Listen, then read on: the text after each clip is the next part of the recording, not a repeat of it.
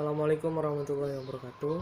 Jadi di sini saya akan memberikan materi tentang beriman kepada hari akhir. Jadi yang pertama itu pengertian iman kepada hari akhir. Jadi apa sih sebenarnya beriman kepada hari akhir itu? Beriman kepada hari akhir itu berarti kita percaya terhadap akan terjadinya hari akhir tersebut. Beriman kepada hari akhir merupakan salah satu rukun iman yang kelima. Jadi untuk setiap kita umat muslim, umat Islam yang taat, kita wajib percaya dengan adanya hari akhir ini. Hari akhir ini merupakan hari yang hanya Allah yang tahu kapan akan datangnya. Kita sebagai hambanya hanyalah wajib untuk mempercayai bahwasanya hari akhir ini pasti akan datang suatu saat nanti. Setelah tibanya hari akhir nanti, seluruh manusia akan dimintai pertanggungjawaban oleh Allah tentang amal perbuatannya di dunia nanti. Dan setelah hari akhir juga, situ manusia akan mendapatkan balasan tentang semua perbuatan baik dan buruk yang mereka lakukan di dunia. Dan setelah hari akhir juga, disitulah bermulainya perjalanan hidup kita yang kekal dan abadi. Sementara di dunia ini kita hidup hanya untuk sementara, untuk mempersiapkan bekal kita untuk kehidupan yang lebih kekal nanti. Jadi maka itu kita sebagai manusia hakikatnya harus sadar posisi kita di dunia ini hanya untuk mempersiapkan bekal kita untuk kehidupan yang lebih abadi nanti. Yang selanjutnya ada dalil Al-Quran dan hadis iman kepada hari akhir. Yang pertama ada surah Toha ayat 15 yang artinya sesungguhnya hari kiamat itu akan datang. Aku merahasiakan waktunya agar tiap-tiap diri itu dibalas dengan apa yang ia usahakan. Ada juga hadisnya yang berbunyi uqrabukum min majlisa yaumal qiyamati ahsanukum khuluq, yang artinya di antara kalian yang paling dekat tempat duduknya denganku pada hari kiamat adalah yang paling baik akhlaknya. Nah, jadi dari dua dalil ini Al-Quran dan hadis, di sini sudah jelas disebutkan bahwasanya hari akhir itu akan pasti Allah datangkan. Tapi kapan hanya Allah yang tahu kapan akan Dia datangkan hari akhir tersebut.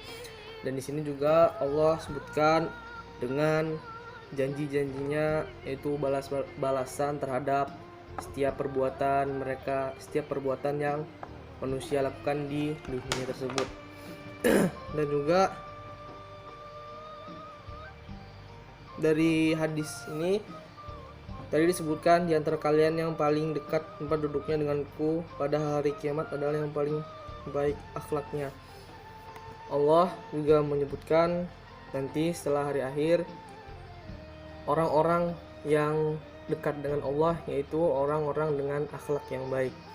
Jadi selama di dunia ini kita tidak cuman perlu amal perbuatan yang baik saja, tapi itu harus dibarengi dengan akhlak yang baik juga, supaya kelak nantinya di akhirat kita bisa lebih dekat dengan Allah. Selanjutnya iman kepada hari akhir mengandung 3 unsur, yaitu yang pertama mengimani hari al-ba'tsu atau hari kebangkitan. Yang kedua mengimani hisab, perhitungan dan pembalasan, dan jaza pembalasan. Dan yang ketiga mengimani adanya surga dan neraka untuk tempat kembalinya manusia. Selanjutnya itu peristiwa hari kiamat terbagi menjadi 2. Yang pertama ada kiamat sugro atau kiamat kecil. Kiamat sugro ini merupakan berakhirnya suatu kehidupan sebagian makhluk hidup, baik itu secara kelompok maupun secara individual. Contohnya saja ketika meninggalnya seseorang atau terjadi kecelakaan, itu merupakan salah satu contoh kiamat sugro. Selanjutnya ada kiamat kubro. Kiamat kubro ini merupakan, atau nama lainnya kiamat besar, merupakan tanda berakhirnya seluruh kehidupan makhluk hidup yang ada di alam semesta ini. Dan siapapun itu tidak tahu bahwa kapan akan datangnya kiamat kubra ini.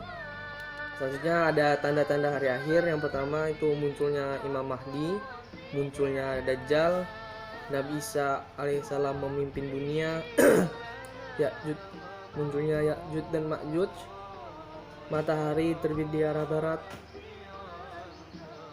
munculnya Da'bah atau binatang melata, kabut dan angin berhembus, munculnya api, terjadi gempa bumi di mana-mana, dan kehancuran Ka'bah.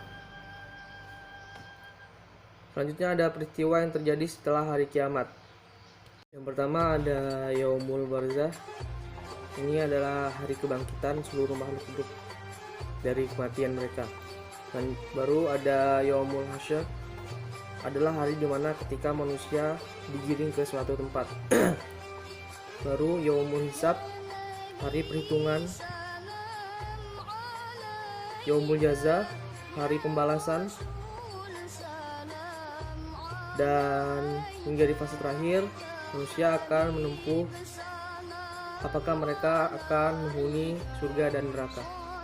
Selanjutnya ada nama-nama lain hari kiamat. Yang pertama yaitu Yaumul Ba'ats, hari kebangkitan. Yang kedua Yaumul Hisab, hari perhitungan. Yaumul Asir, hari yang sulit. Yaumul Hasrah, hari penyesalan. Yaumul Sa'ah, hari yang menentukan. Yaumut Tanad, hari saling memanggil. Yaumul Fas, hari pemisahan atau keputusan. Yaumul Jama', hari berkumpul. Yaumul Wa'id, hari yang dijanjikan. Yaumul Khulud, hari yang kekal. Ini ada fungsi beriman kepada hari akhir. Yang pertama, sebagai seorang muslim kita harus sebagai bentuk ketakwaan kita sebagai seorang muslim. Selanjutnya mendapatkan pahala lebih agar kita bisa lebih berhati-hati dalam menjalani kehidupan di dunia. Keempat, menjadi orang yang lebih bersyukur atas kehidupan kita saat ini, mengurangi sifat cinta terhadap dunia, terhindar dari kesesatan, salah satu jalan kita menuju surga, dan untuk penyemangat beribadah. Ini ada hikmah beriman kepada hari akhir. Karena ada semakin beriman dan bertakwa kepada Allah, muncul rasa takut dan tidak mampu mempertanggungjawabkan, menjauhi kemaksiatan dan perbuatan yang buruk lainnya, dan mempersiapkan diri dengan baik untuk bekal ke akhirat yang kekal abadi di sana. Nah, selanjutnya ada bagaimana contoh-contoh perilaku penerapan hikmah beriman kepada hari akhir. Pertama itu menjadikan dunia sebagai ladang pengumpulan amal sebagai bekal kehidupan di akhirat nanti. Mendorong untuk selalu berbuat baik dan menghindari perbuatan buruk karena meyakini akan adanya balasan di hari akhir nanti, di hari setelah hari kiamat nanti. Tidak terlalu mencintai dunia karena meyakini bahwa dunia hanya sementara dan akhirat itu selama-lamanya. Tidak ada rasa tanggung jawab terhadap amal soleh dan ibadah, dan menjauhi sifat-sifat buruk dan mungkar. Sekian saja apa yang dapat saya sampaikan, kurang lebihnya mohon maaf. Saya akhiri. Assalamualaikum warahmatullahi wabarakatuh.